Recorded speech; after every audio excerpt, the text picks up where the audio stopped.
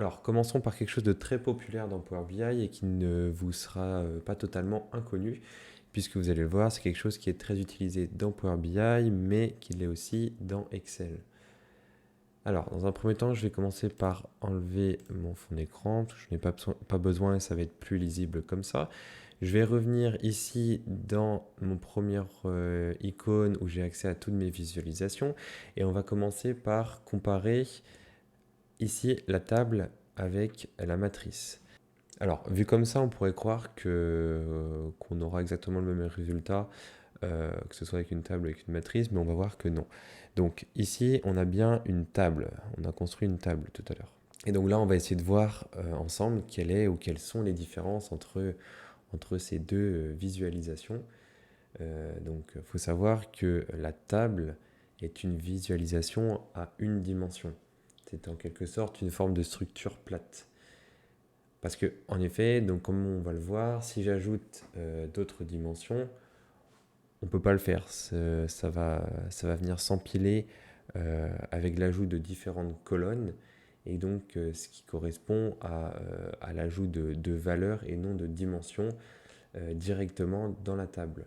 Donc fondamentalement, on parle bien de structure plate des données. Donc actuellement ici, nous avons donc les villes, les quantités vendues ainsi que le chiffre d'affaires par ville du coup. Admettons, je vais rajouter le nom des produits. Hop. Donc, comme vous le voyez, les produits viennent s'insérer avec une autre colonne. Et non pas, et ça n'a pas créé une autre dimension dans ce tableau. Et donc je pourrais continuer ainsi, et on n'aura qu'une suite de colonnes. Donc maintenant, ce qu'on peut faire, c'est donc venir sélectionner cette visualisation. On fait un CTRL-C et un CTRL-V pour dupliquer exactement cette visualisation. Attendez, j'essaye de la bouger. Hop.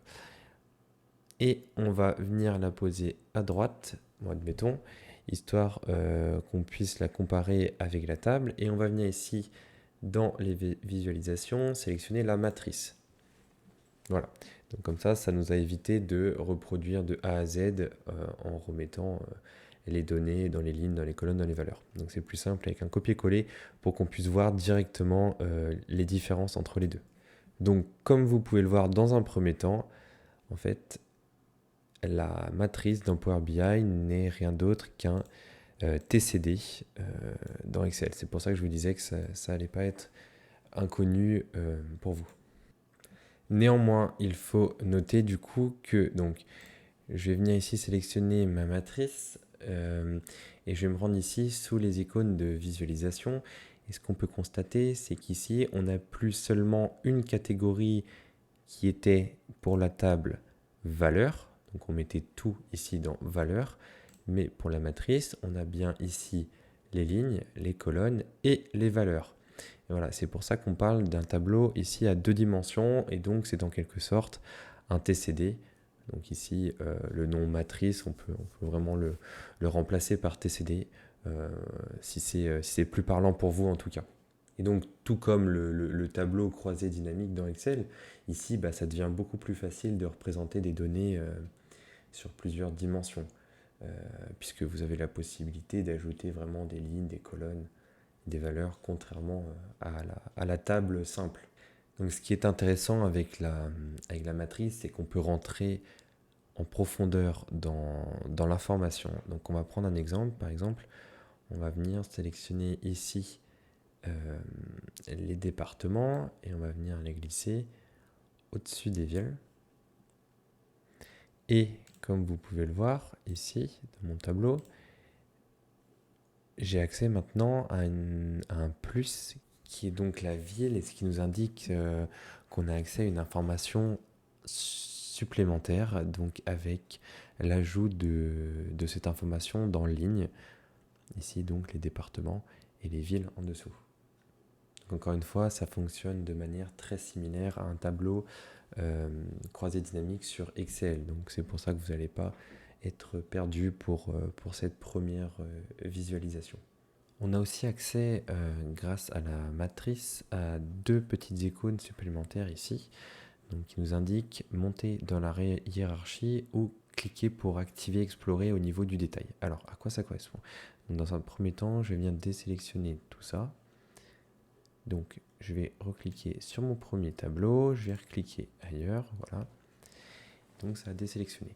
Alors, comme vous pouvez le voir, donc si je fais un double clic sur le premier département, l'un, je ne peux pas dégrouper. Mais si par exemple, donc je reviens, hop, je vais juste dégrouper, mais si je clique ici sur la flèche qui descend par le bas et que je clique sur le département, on va voir que ça va venir dégrouper tout le département et on aura accès à toutes les informations qui concernent ce département. Donc ici, on n'a que la ville de Bourg-en-Bresse. Et dans un deuxième temps, si on veut revenir en arrière, on a donc monté dans la hiérarchie. Et voilà, on revient. Donc ces deux petites icônes nous permettent de monter et de descendre dans notre hiérarchie ici. Dans mon cas, c'est au niveau des départements ainsi que des villes. On a aussi une autre petite astuce à notre disposition dans Power BI qui nous permet d'éviter la manipulation, de devoir cliquer ici sur la flèche, puis double-cliquer sur l'information pour rentrer dans le détail. Donc, c'est donc tout d'abord de sélectionner la matrice, puis on va se rendre dans mise en forme visuelle. Dans rechercher, on va insérer le petit plus. Et ici, on aura accès à l'ajout ou la suppression de l'icône plus. Donc, vous allez voir, ici, je vais venir l'enlever. Et ce qui fait que lorsque je vais cliquer en double-cliquant sur l'information, je vais directement avoir accès à mon niveau de hiérarchie inférieur. Alors qu'avant, je devais passer par le système ici de flèche, puis de double-cliquage sur l'information en question. Donc c'est une petite astuce qui nous permet de gagner un peu de temps. À vous de voir si vous voulez l'activer ou la désactiver sur vos matrices. Donc je vais venir réactiver notre petit plus. Et enfin, je voulais terminer donc cette partie par vous montrer à quoi servent aussi cette icône de double flèche et cette icône qui montre qu'on peut descendre dans un niveau encore inférieur de hiérarchie, donc au niveau le plus bas. Donc concrètement, là, on va revenir en arrière. Donc on va venir cliquer ici sur monter dans la hiérarchie et on revient à la case départ. Donc, si on clique sur cette icône, ce qu'on va voir, c'est qu'il va tout nous dérouler. Donc c'est-à-dire que c'est comme si on avait double-cliqué sur absolument tous les départements ici et on a accès à toute l'information détaillée. Donc je vais revenir aussi dans le début de ma hiérarchie et je vais cliquer donc sur cette nouvelle icône. Et ici, comme vous pouvez le voir, c'est que on a accès à la hiérarchie du plus bas, donc ici les villes, et Power BI nous a supprimé la hiérarchie du plus haut, donc les départements. Donc ça nous permet d'isoler une hiérarchie. Et donc si on veut enlever tout ça, et ben on revient pareil à la hiérarchie supérieure et ça va nous remettre tout ça. Donc comme vous avez pu le voir, la matrice dans Power BI ressemble fortement à un TCD dans Excel. On a 2-3 petites astuces similaires, mais globalement, on s'y retrouve assez facilement. Et même par expérience, je trouve que sur Power BI, c'est beaucoup plus plaisant et facile de manipuler une matrice.